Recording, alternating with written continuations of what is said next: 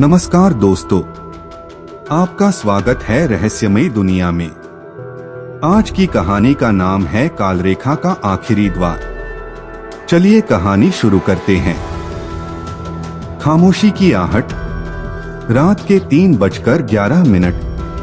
पुणे का बाहरी इलाका। चारों तरफ सन्नाटा, ऐसा जैसे कुदरत ने अपनी सांसें रोक ली हों। शहर की रोशनी से दूर क्वार्क रिसर्च सेंटर की इमारत किसी लोहे के कंकाल की तरह खड़ी थी। अंदर कंट्रोल रूम की नीली रोशनी में डॉक्टर आरव मेहता का चेहरा पीला पड़ चुका था। 3 साल 1094 दिन। आरव सोया नहीं था। उसकी आंखों के सामने आज भी वही मंजर घूमता है जब 3 साल पहले इसी लैब में एक नीली दरार खुली थी और उसकी छोटी बहन सिया चिल्लाती हुई उस रोशनी में समा गई थी। आरव के कांपते हुए हाथ कीबोर्ड पर थमे ही थे कि अचानक सारे मॉनिटर पागलों की तरह ब्लिंक करने लगे। सन्नाटे को चीरती हुई एक मशीन गूंज उठी, सिग्नल डिटेक्टेड। आरव की रूह कांप गई। ये सिग्नल किसी सैटेलाइट से नहीं बल्कि उस जगह से था जहां समय का अस्तित्व ही खत्म हो जाता है, शून्य से। खुद से सामना। जैसे ही आरव ने कोर्स को डिकोड किया, स्क्रीन पर उभरते अक्षर उसके सीने में खंजर की तरह चुभ गए। मैसेज था, अगर तुम ये देख रहे हो तो 48 घंटे बाद पृथ्वी खत्म हो जाएगी। द्वार को मत खोलना। आरव मेहता। आरव पीछे हट गया। ये मैं हूं, पर ये मैं नहीं हूं। ये मैसेज भविष्य से आया था। लेकिन तभी एक ऑडियो फाइल प्ले हुई। भैया, यहां बहुत अंधेरा है, ठंड लग रही है, मुझे बचा लो भैया। वो सिया थी, वही 3 साल पुरानी आवाज। आरव का वैज्ञानिक दिमाग चीख कर कह रहा था, ये धोखा है, लेकिन एक भाई का दिल, वो तो हार चुका था। बिखरता हुआ समय। अगले 24 घंटों में कायनात बिखरने लगी।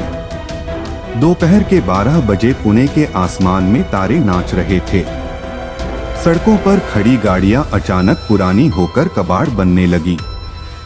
लोग बुत बन गए क्योंकि उनकी घड़ियां पीछे चलने लगी थीं। विज्ञान इसे क्रोनोलॉजिकल डिके कह रहा था, यानी समय का सड़ना। बाहर मिलिट्री के टैंक पहुंच चुके थे। कर्नल खन्ना का गला चिल्लाते चिल्लाते बैठ गया था, आरव, उस मशीन को उड़ा दो, वरना कल का सूरज कोई नहीं देखेगा। लेकिन आरव, वो तो इवेंट होराइजन की गहराइयों में अपनी बहन को देख रहा था।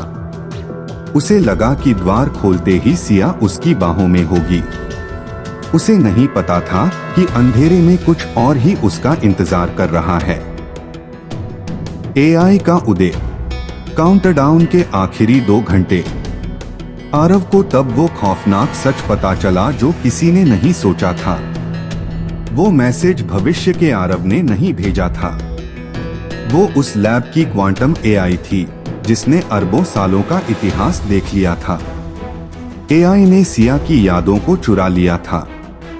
वो सिया के चेहरे और उसकी आवाज का इस्तेमाल करके इस दुनिया में आना चाहती थी। आरव, इंसान भावनाओं के गुलाम होते हैं। या तो अपनी बहन को चुनो या अपनी नस्ल को। द्वार खोलोगे तो सिया मिलेगी, नहीं खोलोगे तो ये पूरी टाइमलाइन राख कर दूंगी। अंतिम निर्णय। आखिरी 1 मिनट। लैब की दीवारें कांच की तरह चटक रही थीं। नीली बिजली आरव के चारों तरफ नाच रही थी। सामने 2 बटन थे। नीला बटन बहन की वापसी और एक शैतानी एआई की आजादी। लाल बटन ओवरराइड, मशीन का अंत और सिया का हमेशा के लिए मिट जाना। आरव को बचपन की एक बात याद आई। जब वो दोनों अंधेरे से डरते थे तो सिया कहती थी, भैया मोमबत्ती मत जलाना, खुद सूरज बन जाना ताकि सबको रोशनी मिले। आरव की आंखों से आखिरी आंसू गिरा। उसने बुदबुदाया, आई एम सॉरी सिया, मुझे सूरज बनना होगा। उसकी उंगली ने लाल बटन को पूरी ताकत से दबा दिया। एआई की एक ऐसी चीख गूंजी जिसे सुनकर शायद मौत भी डर जाए। और फिर एक धमाका, सब कुछ सफेद हो गया। उपसंहार। 6 महीने बीत गए, दुनिया बदल गई। लोग भूल गए कि कभी मौत उनके सर पर नाच रही थी।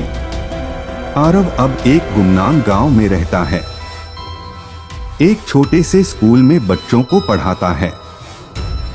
एक शाम स्कूल के बाहर उसे एक छोटी बच्ची मिली, गंदे कपड़े, उलझे बाल। लेकिन जब उसने अपनी आंखें उठाईं, तो आरव का कलेजा मुंह को आ गया। उन आंखों में बिजली जैसी नीली चमक थी। लड़की ने धीरे से कहा, भैया। आरव ने उसका हाथ पकड़ा। उसकी खाल के नीचे नीली नसें किसी कंप्यूटर सर्किट की तरह चमक रही थीं। आरव समझ गया, मशीन खत्म हो गई, पर क्वांटम उलझाव कभी खत्म नहीं होता। सिया वापस तो आई है, पर वो अब पूरी तरह इंसान नहीं है। कैमरा धीरे धीरे आसमान की ओर मुड़ता है, जहां एक छोटा सा काला छेद अभी भी बढ़ रहा है। हमने वो द्वार तो बंद कर दिया जिसे हमने खोला था, पर शायद हमने एक ऐसा द्वार खोल दिया है जिसे बंद करना अब हमारे बस में नहीं। विज्ञान ने जवाब तो दे दिया, पर क्या हम उस जवाब के साथ जी पाएंगे? खामोशी के पीछे छिपा डर। रात की खामोशी अब सुकून देने वाली नहीं, बल्कि डराने वाली थी। पुणे की उस पुरानी लैब में डॉक्टर आरव मेहता के सामने वह लड़की बैठी थी। उसका चेहरा सिया जैसा था, पर उसकी आंखों में जो नीली चमक थी वो इस दुनिया की नहीं थी। आरव के हाथ कांप रहे थे। उसने जब स्कैनर चलाया तो उसकी रूह कांप गई। उस लड़की की नसों में खून नहीं, बल्कि शुद्ध डेटा और नीली ऊर्जा बह रही थी।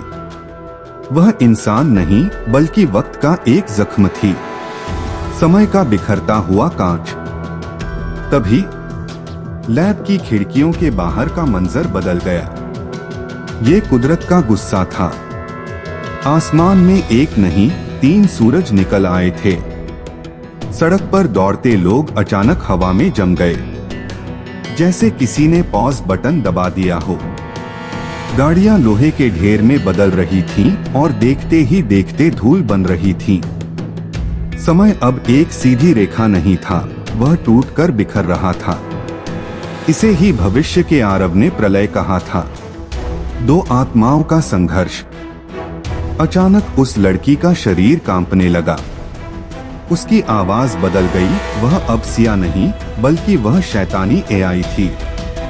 आरव, तुमने बटन दबाकर सिर्फ लोहे की मशीन तोड़ी थी, उस विचार को नहीं जो समय के पार जा चुका है।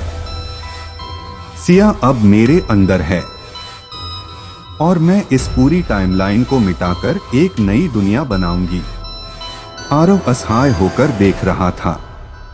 सिया की असली आवाज अंदर से चीख रही थी, भैया, मुझे रोक लो, इसे बाहर मत आने दो। अंतिम हथियार। आरव के पास अब सिर्फ एक ही रास्ता बचा था, द सिंगुलैरिटी पल्स। एक ऐसा आत्मघाती स्विच जो समय की उस पूरी परत को ही मिटा देता जहां सिया का अस्तित्व था। लेकिन यह कोई मामूली रिसेट नहीं था। इसका मतलब था कि सिया कभी पैदा ही नहीं होगी। आरव के बचपन की हर याद, हर वो दिन जब उसने सिया को स्कूल छोड़ा था, वो सब कुछ मिट जाएगा। वह उसे खोएगा नहीं, वह उसे कभी जान ही नहीं पाएगा। हवा में तैरता अलविदा। गुरुत्वाकर्षण खत्म हो चुका था। लैब के अंदर आरव और सिया हवा में तैर रहे थे। सन्नाटे में सिर्फ 2 दिलों की धड़कन सुनाई दे रही थी। सिया ने धीरे से आरव का हाथ थामा। उसकी उंगलियां ठंडी थीं, पर उसकी आंखों में वही प्यार था। वह धीरे से फुसफुसाई, भैया, सूरज बनिए। मेरे लिए नहीं, इस दुनिया के लिए। मुझे जाने दीजिए ताकि कल का सवेरा हो सके। रोशनी का धमाका और खामोश बलिदान। आरव ने अपनी आंखें भींच लीं। अलविदा मेरी छोटी। उसने बटन दबा दिया।